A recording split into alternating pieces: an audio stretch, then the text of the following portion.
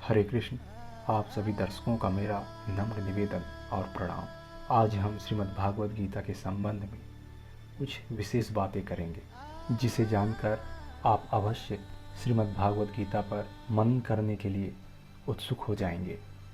भगवान अनंत हैं, उनका सब कुछ अनंत है, फिर उनके मुखारविंद से निकली हुई गीता के भावों का अंत आ ही कैसे सकता है।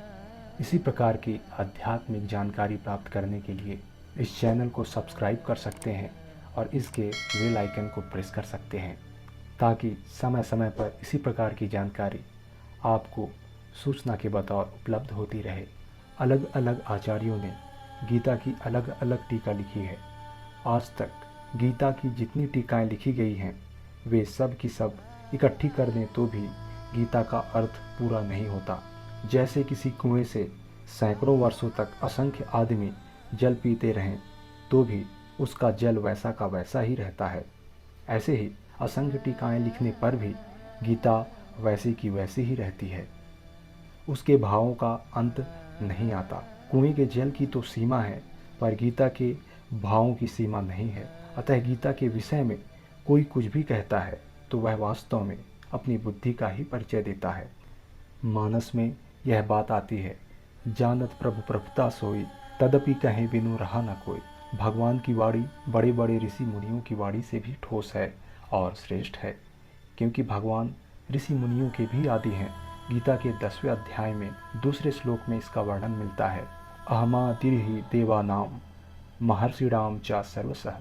अतः कितने ही बड़े ऋषि मुनि संत महात्मा क्यों न हो और उनकी वाणी कितनी ही श्रेष्ठ क्यों न हो, पर वह भगवान की दिव्य वाणी गीता की बराबरी नहीं कर सकती।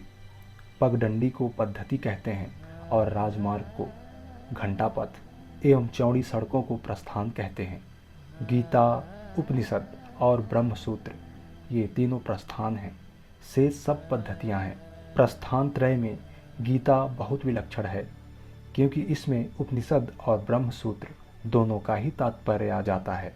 गीता उपनिषदों का सार है, पर वास्तव में गीता की बात उपनिषदों से भी विशेष है, कारण कि अपेक्षा कार्य में विशेष गुण होता है।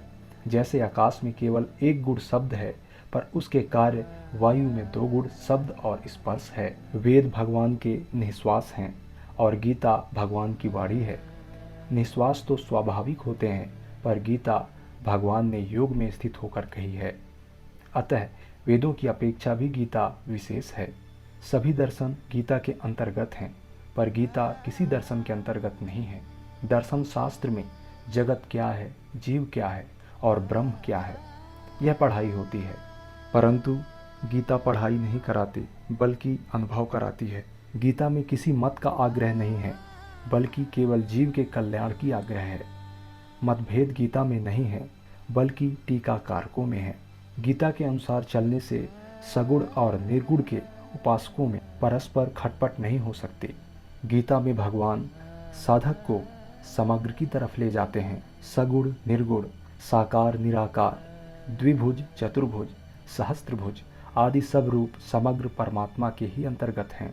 समग्र रूप में कोई भी रूप बाकी नहीं रहता। किसी की भी उपासना करें, संपूर्ण उपासनाएं समग्र रूप के अंतर्गत आ जाती हैं। संपूर्ण दर्शन समग्र रूप के अंतर्गत आ जाते हैं। अतः सब कुछ परमात्मा के ही अंतर्गत है। परमात्मा के सिवाय किंचित मात्र भी कुछ नहीं है। इसी भाव में संपूर्ण गीता है। गीता का तात्पर्य वासुदेवः सर्वम में है। एक परमात्म तत्व के सिवाय दूसरी सत्ता की मान्यता रहने से प्रवृत्ति का उदय होता है, और दूसरी सत्ता की मान्यता मिटने से निवृत्ति की दृढ़ता होती है।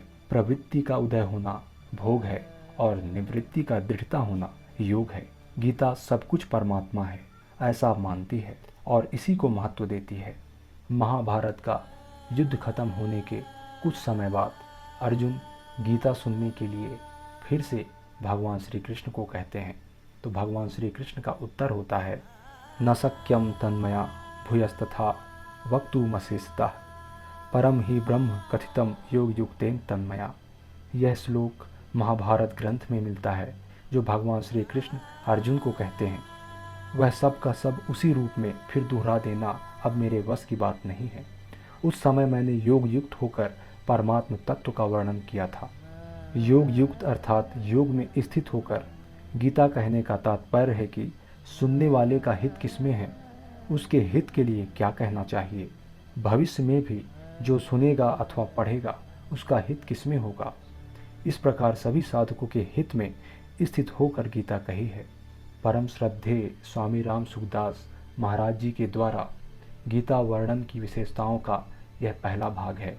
दूसरे भाग में गीता के बचे हुए शेष विशेषताओं का वर्णन करेंगे।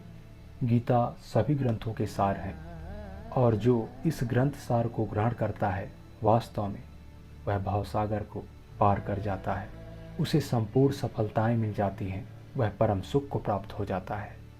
यदि आपको लगता है यह जानकारी आपके हित में है, आपके मित्रों के हित में है, आपके परिवारों के हित में है, तो इस चैनल से जुड़े रहने के लिए इसे सब्सक्राइब कर सकते हैं, बेल आइकन को प्रेस कर सकते हैं, ताकि इसी प्रकार की जानकारी आपको समय समय पर उपलब्ध होती रहे। इस वीडियो को लाइक कर सकते हैं और अपने मित्रों परिवारों में शेयर कर सकते हैं, ताकि दुख से निवृत्ति करा देने वाले ज्ञान से वो परिचित हो सकें। आज के लिए बस इतना ही। आप सभी दर्शकों को हरे कृष्ण, नमस्कार।